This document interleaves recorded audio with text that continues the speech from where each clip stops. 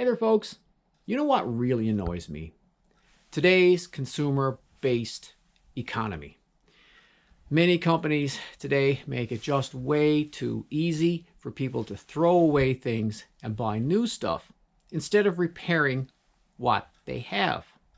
Now, over in Europe, I know they have right to repair laws where it allows consumers to have things fixed instead of having to throw it out and get new stuff. So you're contributing to you're not contributing to the landfill, and you're getting good use out of what you buy. We've had this blender maybe 7 or 8 years now. My wife uses it every single day. And recently, the little, I want to call it a drive shaft. This little shaft here goes into the bottom of the blades, and the blender, I guess, container goes on top. But what's happened over time, this little, let's say, drive shaft wears out. I'm not sure if you can see it there, but the quarters have gone, so therefore it won't work. She was looking at the, Temu, and she found the part. Here it is right here. This is the replacement part for the blender.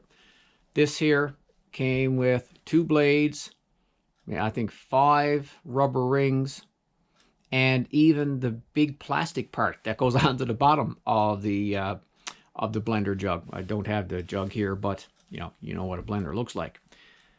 Regular price was $16 for all those pieces, and she got it for $5. So today I'm going to repair this Oster blender using parts from Temu. I went to my cheap socket set and I discovered that this actual drive shaft is a 5/16. A little 5/16 bit fits over that, and it also fits over that one in there. Where this rotates, I think I have to flip this over and back out a couple of screws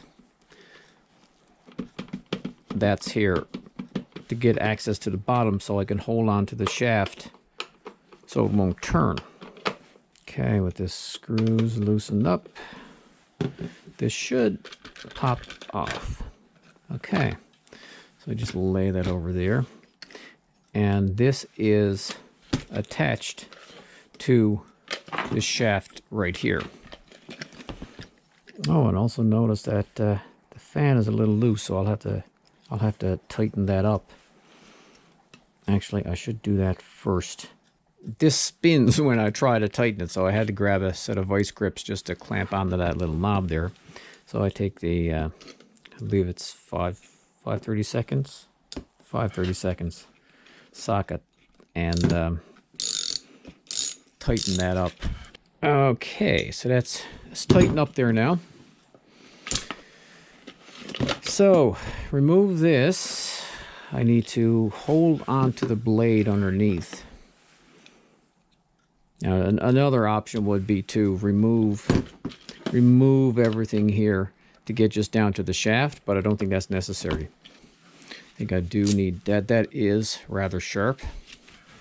So I'll put on a pair of gloves just to hold onto the fan while I take that little drive shaft off, drive point.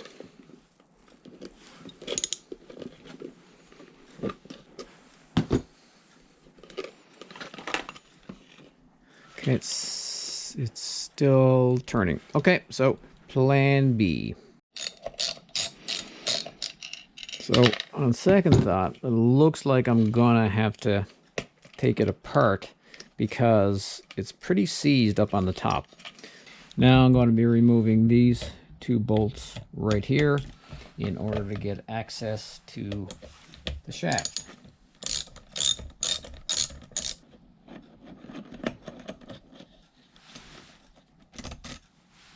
One bolt.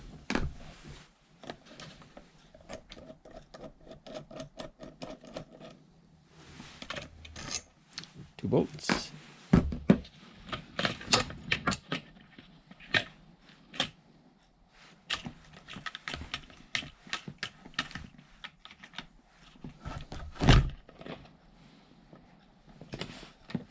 Okay, so I should be able to grab hold of this with my hand and unscrew the top right in here.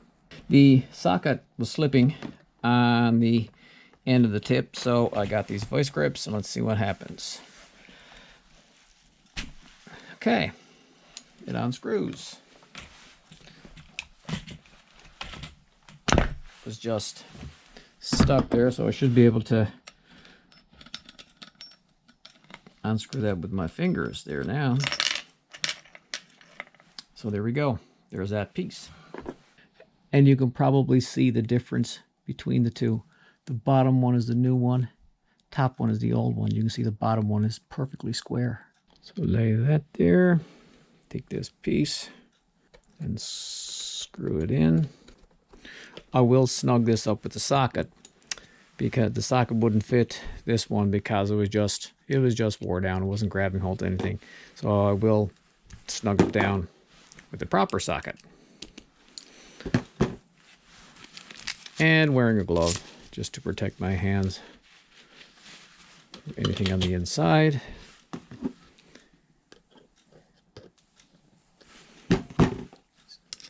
Yeah, that's the one.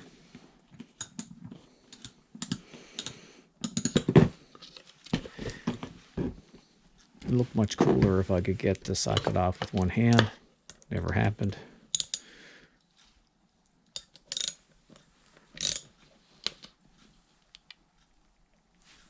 There we go.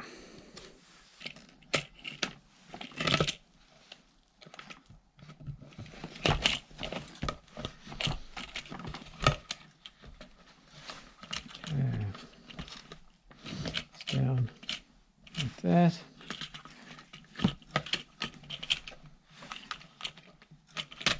That pops out there.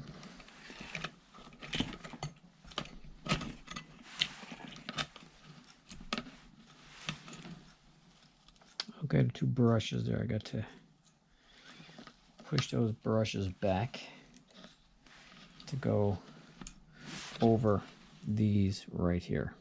I actually had to take the brushes out in order to get this back over. Okay, I've got it lined up. Now I'm going to bolt it in place before I put the brushes back in.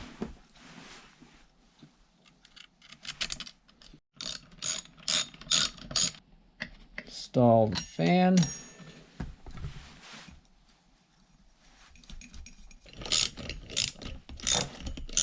Okay. That's tight. Now to put on the base.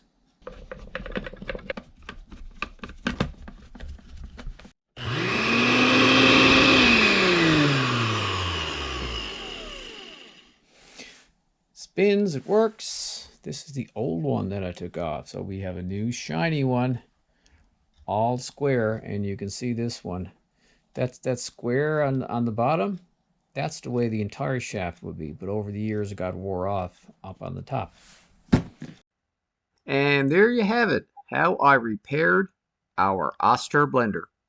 Thanks for watching, and I'll see you in the next video.